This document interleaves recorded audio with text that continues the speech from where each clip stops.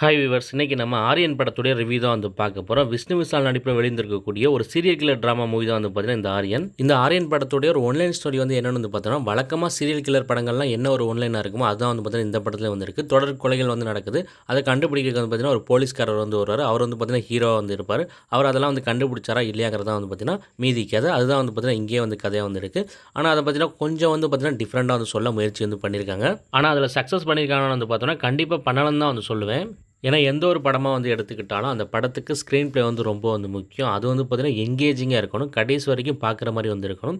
எப்படா முடியும்னு வந்து ஆயிரம் வந்து கூடாது. இந்த படம் வந்து பார்த்திங்கன்னா எப்படா முடியும்னு பார்க்குற மாதிரி வந்துருக்கு. ஏன்னா படம் வந்து கொஞ்சம் கூட வந்து பார்த்திங்கன்னா சுவாரஸ்யமாக வந்து போகலை. எவ்வளோ ஒரு நல்ல கதையாக இருந்தாலுமே ஸ்க்ரீன் ப்ளே மட்டும் சரியில்லைன்னா அது எவ்வளோ நல்ல கதையாக இருந்தாலுமே வந்து பார்த்திங்கன்னா உட்காந்து வந்து பார்க்க வந்து முடியாது. அப்படி தான் பார்த்திங்கன்னா இந்த படத்தில் வந்து பண்ணியிருக்காங்க.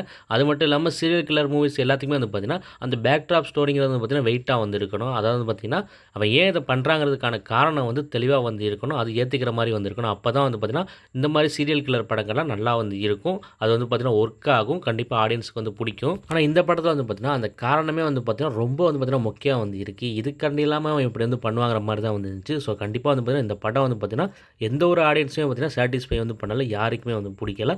எல்லாருமே பார்த்திங்கன்னா இந்த படத்துக்கு ஏண்டா வந்தோங்கிற மாதிரி தான் வந்து உட்காந்துருந்தாங்க தேட்டரில். விஷ்ணு விஷால் கிட்ட தான் வந்து பார்த்திங்கன்னா ஒரு masterpiece serial killer film Tamil சினிமாவுடைய ஒரு மிகப்பெரிய ஒரு பிரம்மாண்டமான ஒரு தரமான சீரியல் கில்லர் படம் அவர்கிட்ட தான் வந்திருக்கு, ராட்சசன். இன்றைக்கி மாதத்துக்கு 2 சீரியல் கில்லர் படம் வந்து தமிழ் சினிமாவில் வருதுன்னா அதுக்கு முக்கிய காரணம் வந்து பார்த்தீங்கன்னா ராட்சசன் படம் தான். அது வந்து பார்த்திங்கன்னா ஒரு ட்ரெண்ட் செட்டர் படம். அவ்வளோ ஒரு சூப்பரான படம், மிகப்பெரிய வெற்றி வந்தாச்சு. அந்த படத்தை கையில் வச்சிருக்கக்கூடிய விஷ்ணு விஷால் அதோடு அப்படியே நின்றுக்கணும். தேவையில்லாமல் வேறு ஒரு சீரியல் கில்லர் நடிக்க போகிறேன்னு சொல்லிட்டு வந்து பார்த்திங்கன்னா கெடுத்துக்கிறாரு.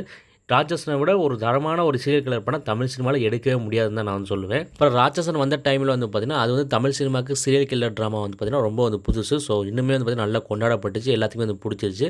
ஆனால் இப்போல்லாம் வந்து பார்த்திங்கன்னா மாதத்துக்கே வந்து பார்த்திங்கன்னா 2-3 படம் வந்து சீரியல் கில்லர் வரனால இந்த சீரியல் கில்லர் வந்து பார்த்திங்கன்னா போர் அடிச்சு போச்சு தான் சொல்லணும். இப்போ ஒரு நல்ல ஒரு சீரியல் கில்லர் படமே கொடுத்தாலுமே அது ஒரு ஓகேவான படமாக தான் ஆடியன்ஸ்க்கு வந்து தோணும். இப்போ ரீசெண்ட் டைம்ஸ் வந்து பார்த்திங்கன்னா ஒரு மொக்க படத்தை எடுத்துகிட்டு அதுக்கு ஒரு நல்ல ட்ரெய்லரை கட் பண்ணிவிட்டு இன்ஃப்ளூயன்சர்ஸ்க்குலாம் ஃபஸ்ட்டு காசு கொடுத்து நல்லா வந்து ரிவ்யூ போட வச்சுறாங்க.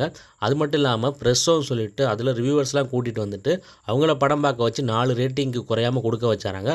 அதெல்லாம் நம்பிக்கிட்டு நம்ம வந்து படம் பார்க்க போனோம்னா ஒரு காட்டு மொக்க படத்தை தான் வந்து பார்த்திங்கன்னா எடுத்து வந்து வச்சுருக்காங்க. இப்போ மக்கள் எல்லாருமே வந்து பார்த்திங்கன்னா அந்த ரிவ்யூவர்ஸை நம்பி தான் அந்த படத்துக்கு வந்து போகிறாங்க. ஸோ அந்த ரிவ்யூவர்ஸ்லாம் வந்து பார்த்துட்டு படத்துக்கு போகும் பட்சத்தில் எப்படியும் அந்த 3 நாள் கூட்டம் போயிடுது. இவங்க போட்ட காசை எடுத்துறாங்க. அதை தான் வந்து பார்த்திங்கன்னா பிளான் பண்ணி இப்படிலாம் வந்து செய்கிறாங்க. ஏன் இப்படி பண்ணுறாங்கன்னே வந்து தெரியல.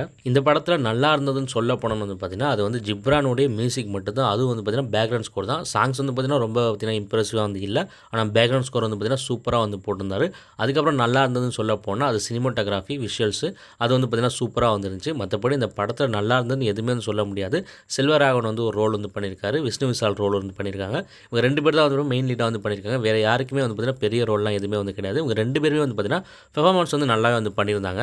இவங்க எடுத்துக்கிட்ட கதைங்கிறது வந்து பார்த்திங்கன்னா ஒரு நல்ல கதை தான் நான் வந்து சொல்லுவேன். இது வரைக்கும் வந்த சீரியல் கில்லர் படங்கள்லேருந்து இது வந்து பார்த்திங்கன்னா தனித்துவமாக தான் வந்து இருந்துச்சு. ஆனால் ஸ்க்ரீன் பிளே வந்து பார்த்திங்கன்னா படு சொதப்பு வந்து வச்சுருக்காங்க. அது மட்டும் இல்லாமல் ஒரு சீரியல் கில்லர் படம், ஒரு கிரைம் த்ரில்லர் படம் வந்துட்டாலே அதில் தேவையில்லாத ட்ராக் இருக்கவே வந்து கூடாது. தேவையில்லாத சாங்ஸ், தேவையில்லாத சீன்ஸ் வந்து இருக்கவே வந்து கூடாது.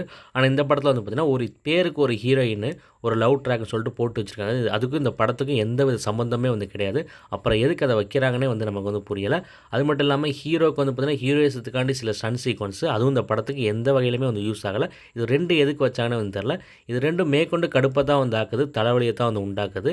ஸோ ஓரளவுக்கு நல்லா வந்திருக்கக்கூடிய படத்தை கூட வந்து பார்த்திங்கன்னா இது மாதிரிலாம் பண்ணி வந்து கெடுத்து வந்து வைக்கிறாங்க.